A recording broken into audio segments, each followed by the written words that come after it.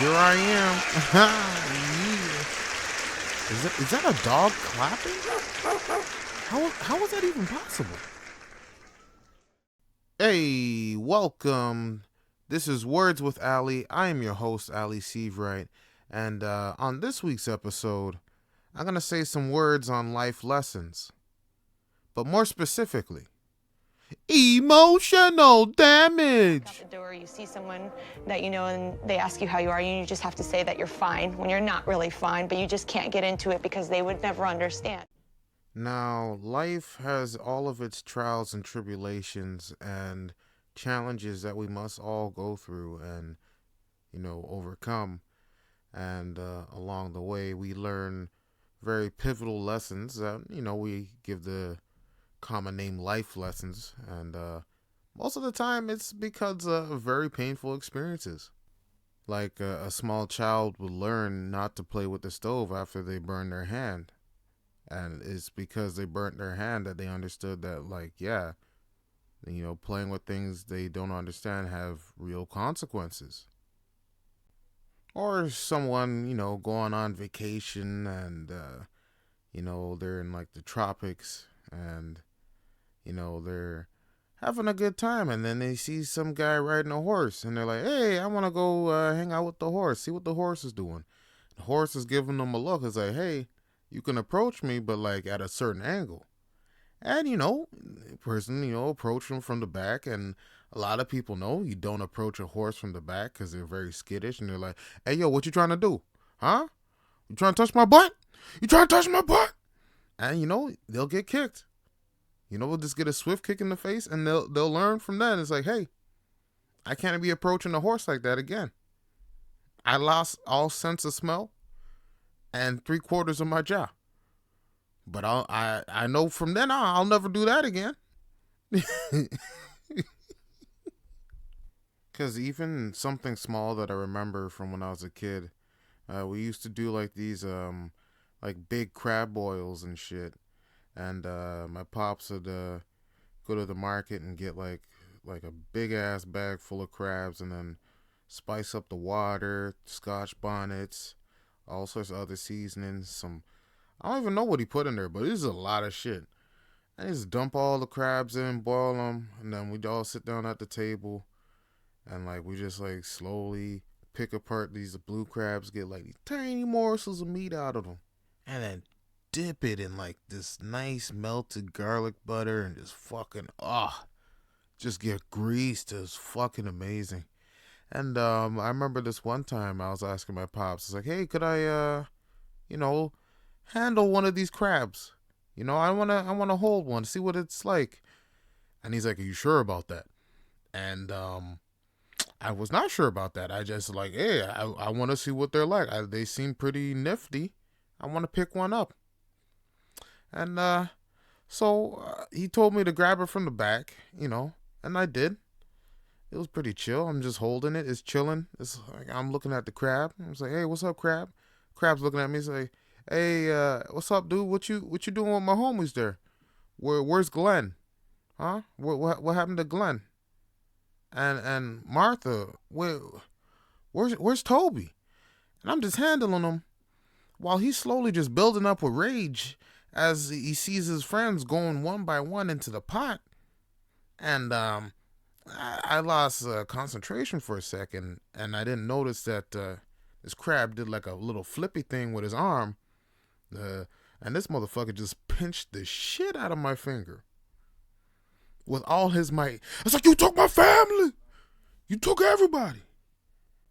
And I can't replicate the sound I made that day, but let's just say it was a high-pitched squeal, coupled with my arms flailing and me trying to fling this crab off of my finger. But that motherfucker had that kung fu grip on lock and squeezed that shit. I probably even still got a scar on my finger from that, but like, fuck, man. That was fucking painful. And like my siblings were laughing at me. My pops was like, oh, what are you doing? You can't be doing that with the crab. Put it in the pot, man. Stop playing around. I'm like, I'm not playing around. This motherfucker not letting go. And I'm looking at the crabs like, hey, man, you need to let go. It's like, nah, man. You paying for this? You killed my whole clan, motherfucker. I'm going out. I'm taking you with me. Hey, yo, get him, You hear Jerry. me? Fuck him up. Yeah, Crab Gang. Yeah. Crab Gang? What's up? What's up? I got that crab kung fu grip, sucker. I thought him. I ain't never letting go. I ain't never letting go. Yeah. But yeah, the crab eventually, his arm came off, and then we just tossed him in the pot. And then after that, it was quite easy to remove the claw and threw that in the pot as well. But from that day on, I didn't ever handle blue crabs again with my hands. I always use tongs, or I wear gloves that are thick enough so that they can't, pinch my fingers. And, that was a very painful lesson, but it was a good lesson to learn.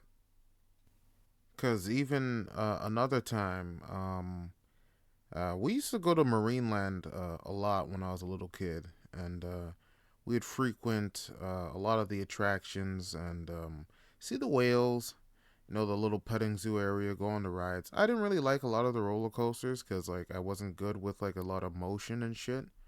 It made me feel queasy, but I still went on some of the rides.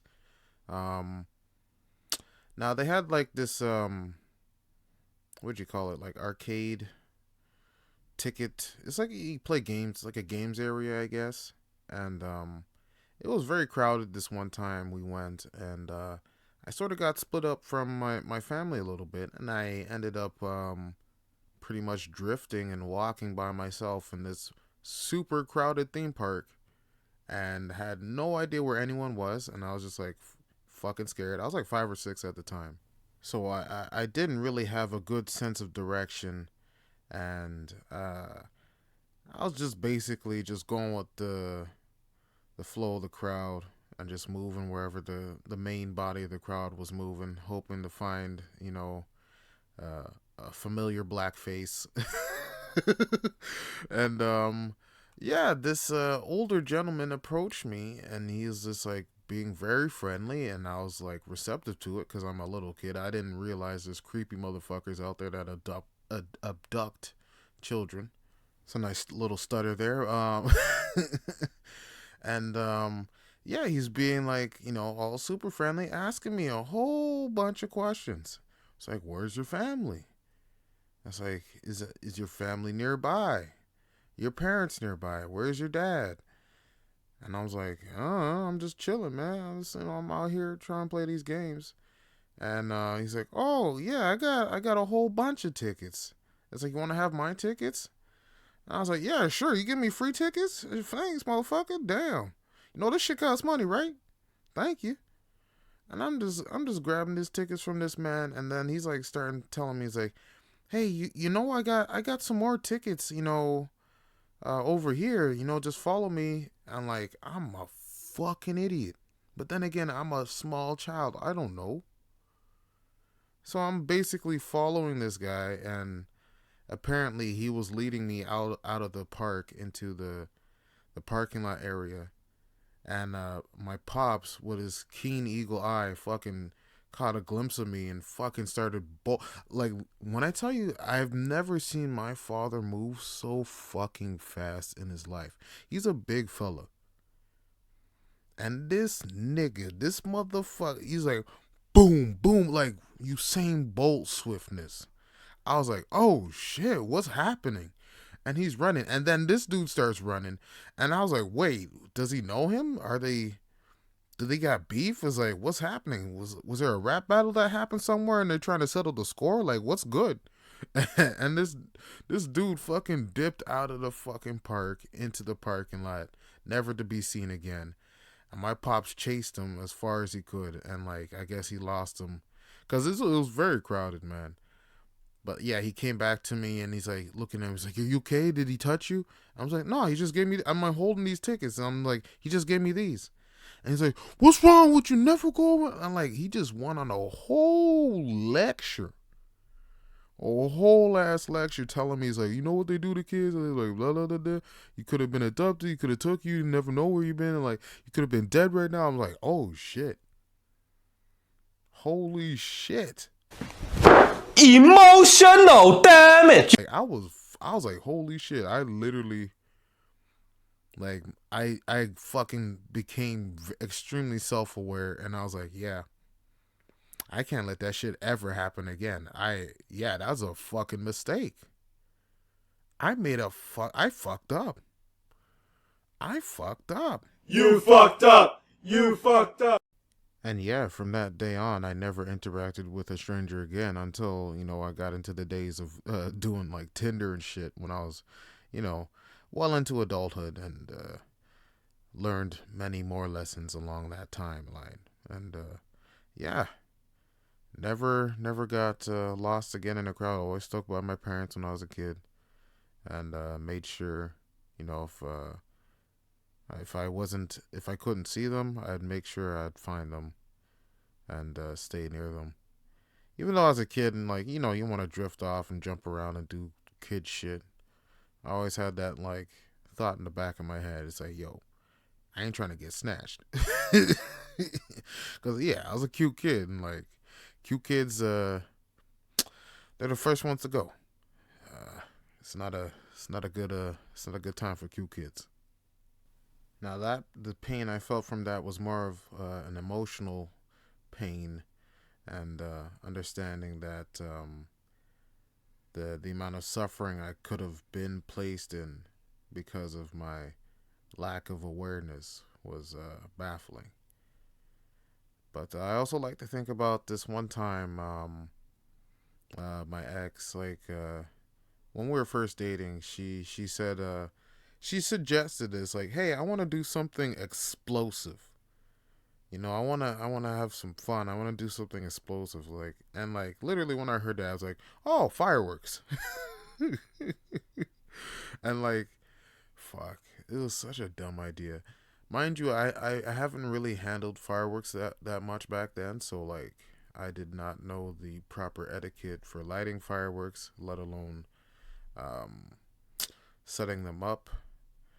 Some of them require what is called a mortar because a shell it looks like a little ball with a wick out of the top. You're supposed to light it while it's inside the mortar, and then it'll blow up, and then the mortar shoots it up into the air because it's basically a fucking small grenade that shoots pretty lights, and it's hot. And I procured a large amount, well, at that time, a large amount of fireworks for a small display just for her. And, I proceeded to light these small sparkler ones that, you just light and you just leave them on the ground and shit. And we're having fun, we're laughing, there's a little bit of alcohol involved, so a little bit of a lack of foresight when it came to handling the larger fireworks. And, I should have asked the fireworks because, like, them like fireworks dudes that set up out of like those white vans with like a fucking ghetto ass sign. Like they don't really tell you how to handle the fireworks. It's like, hey, don't kill yourself. It's like, yeah, that's pretty obvious, but like, I probably needed a little bit more instruction than that. And I bought things because I asked him, I was like, hey, you got like big fireworks? And I was like, yeah, I got these big shells, and and then he showed me these like ball things, and I was like, all right, I'll take like 3 of those, and I lit it, and I had no idea you had to put in a mortar, and I kind of just like threw it on the ground like 10 feet away, and just standing there 10 feet away from this fucking basic, like, a live grenade. Just looking at it, and she's looking at me smiling and all shit. And I'm just like, yeah, this is a good time. And when this motherfucking thing exploded, it was a fucking light show. I got hit. I was surprised I still had an afro. Because, like, that shit was hot. It hit my jacket like a hole. It burned a hole through my jacket, hit my pants, burned holes through my pants and shit. Luckily, I was kind of in front of her, so I kind of shielded her a bit, but like, I got fucked up. I got fucked up. I was like, oh shit. This isn't supposed to do this. Like, why the fuck did this, like, this is a bomb. Why the fuck? This nigga just sold me a bomb. Is this legal? And like, I got like burn marks. I still have burn marks on my arms from that. And it's like, fuck. It was a fucking thing, and she's looking at me. She's like, "Holy shit!" And like one of them, another one exploded because I lit multiple, and like literally it hit me again. I turned around. Luckily, it hit me in the back, and it didn't really go through my clothes. And like the funny thing, like it hit me, and like as soon as it hit me, I let out like this large like fucking fart.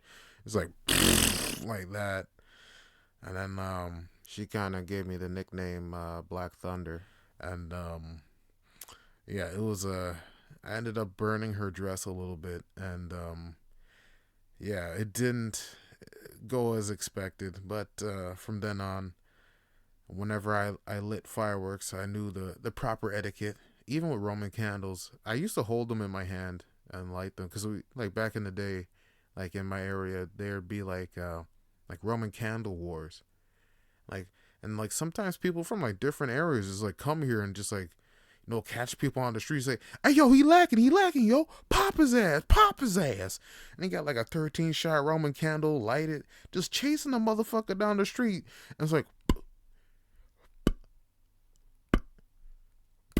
oh shit, he got him. And I think my cousin, he got hit in the back of the head one time, and I remember he had like this massive bald spot in the back of his head, and and he had a big afro, and I felt so bad. I'm like, damn, they fucked your shit up. And like literally when I think back at those times, like you couldn't be outside at like certain times because you just get caught. Motherfuckers, they were indiscriminate. They didn't care. You could have been walking a tiny puppy and they still shoot at you with them motherfucking things. Anybody could get it. These streets were ruthless. And like the next day we'd see just the ground littered with the carcasses of the Roman candles, just these cardboard tubes just littered everywhere. And some of them still had like I guess like the black powder still in them, because like some of them, like when you buy them in bulk, you're gonna get like a few that don't fully shoot all of their shot, and it's like, yeah, sometimes it could still pop off something, but yeah, it was a war zone out there. I'm sure a lot of people learned the same lesson I did after they got hit with them motherfuckers. It's like, hey, these aren't playthings. These can leave permanent scars on you, especially if you're aiming it at people. But like, you need to handle, because they're explosive, so you need to handle them with care and light them properly. Use the proper apparatus. And I seen like some people when they lit their Roman candles, they'd carry like a 5-gallon bucket filled with like dirt or sand, and they'd put it in that and then light them off and like walk away from it. And I was like, huh, that's a really safe and efficient way to light your fireworks. And literally like not even 50 feet away, motherfuckers holding these shit with their hands, just shooting it in the air. I'm like, all right. I mean, both are, they both work. They serve their purposes. But like, one of those motherfuckers gonna slip up and catch one of them fucking flaming pieces of like black powder to the face or something. It's just bound to happen. It's just dangerous.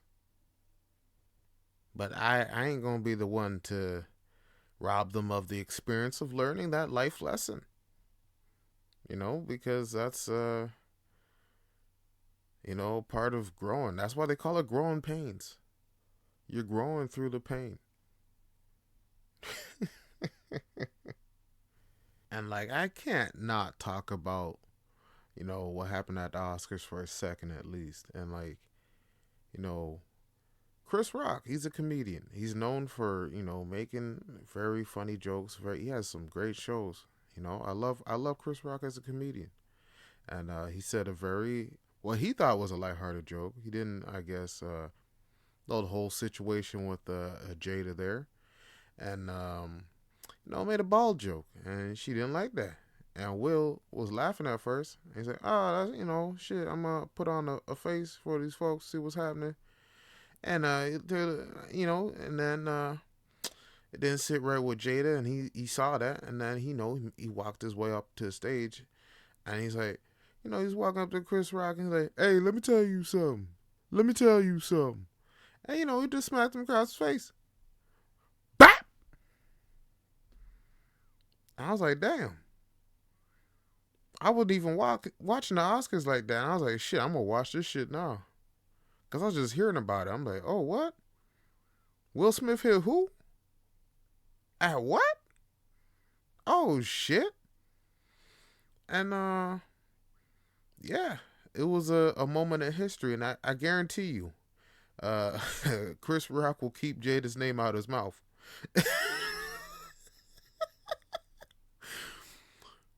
Then again, he might throw hands, because he's from Best Eye, do or die Best Eye. Like man's can't just get smacked like that and not do something. But like that's a whole other thing to get into though. But you know, pain is a fool's teacher, and a fool is a wise man's teacher. Because the wise man doesn't experience the pain himself to understand the lessons. And that's something we should all take into account. It's like we don't always have to go through pain to learn the lesson. No. There's so many different life experiences out there, and we don't have to delve into that shitty shit ourselves. We can literally look up, like, oh, what happened in this situation, and understand that, oh, you do this, you get that kind of outcome sometimes. Maybe it's a good idea, to learn how to avoid that. That's just like, I would say it's common sense, but like a lot of people would rather experience the thing themselves and then truly get because yeah, with experiencing it, you get experience. And yeah, it's good to be wise and have a good broad understanding of how things should work, but like at the same time, not experiencing it yourself, you don't really have that visceral understanding of how important that lesson really is. Like, sure, we know not to poke a beehive with a stick, but like, if you poke a beehive with a stick and you get stung, you're gonna really know not to poke a beehive with a stick. You know what I mean? But that's for everybody to perceive and do as they wish. And yeah, to be frank, like me myself, like I spent a great deal of time just avoiding pain in general. I didn't risk a lot of things that I should have risked to attain new things. I didn't open myself up to certain experiences because I didn't want to, be vulnerable or put in a spot where I could be hurt.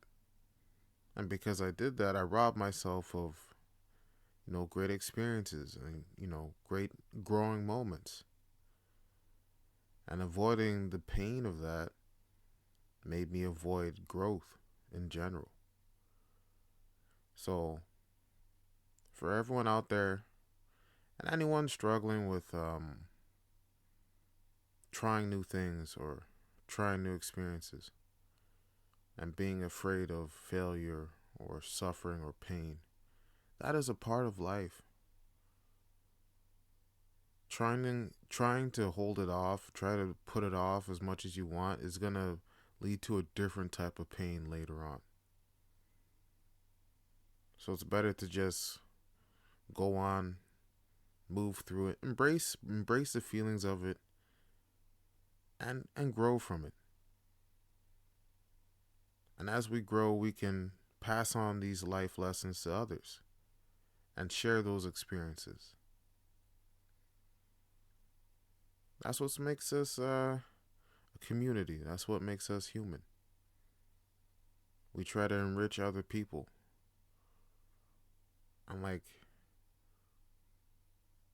yeah, it's a good thing to do. So yeah, get out there. Do life. Break your heart. Fight that motherfucker that called you a bitch that one time. Actually, don't do that.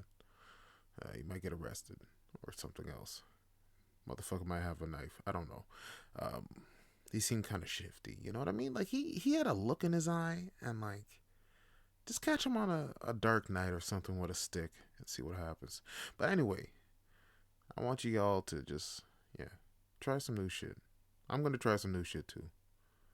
But yeah, we's out here, and we's about to get everything. I don't know why I said that. But take care. And yeah. Peace.